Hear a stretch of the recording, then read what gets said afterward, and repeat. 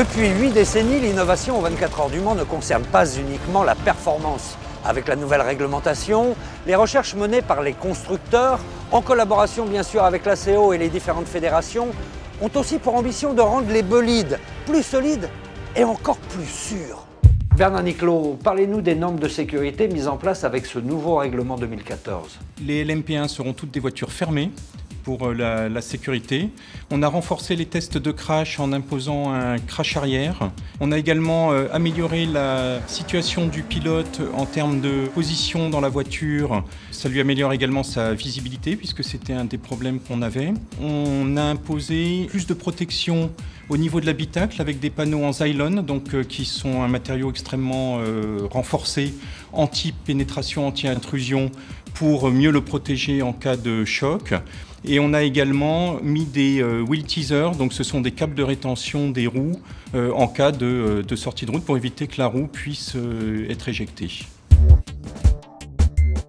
Et les pilotes dans tout ça? Après tout, ce sont les premiers concernés. Alors comment réagissent-ils à ces nouvelles mesures de sécurité?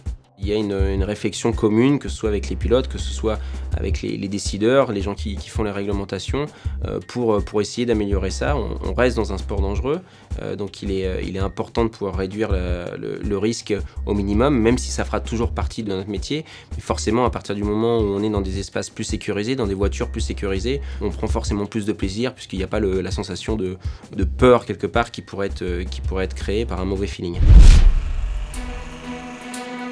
Quand on regarde la nouvelle réglementation sur le papier, il y a plus de sécurité au niveau des voitures. Est-ce que ça ne va pas inciter les pilotes à attaquer un peu plus là?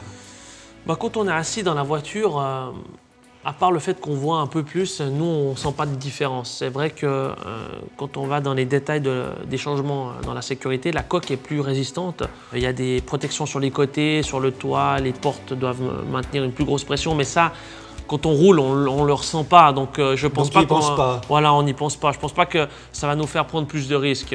C'est juste que maintenant, comme on a une meilleure visibilité, on prend peut-être des risques un petit peu plus calculés sur certains déplacements. Pilote, c'est pas banzai, hein. Je crois qu'ils sont sensibles à cela. Et les mesures, ces nouvelles mesures, je pense que c'est bien aussi. Ils sont attentifs. Et je crois que la FIA a bien travaillé. La FIA, la CO, c'est tout un groupe d'hommes. Hein. Vous savez, les choses changent en concertation. Donc je pense que c'est une très très bonne chose. C'est bien perçu dans tous les cas.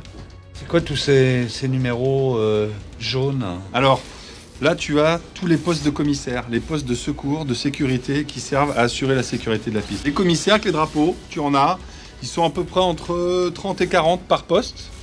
Et chaque poste permet d'intervenir sur une zone. Voilà. Et cette année encore, ce sont près de 1600 commissaires qui assureront la sécurité sur la piste. Pour les aider, des zones slow seront mises en place. Oui, des zones slow. Tu nous expliques, Pierre?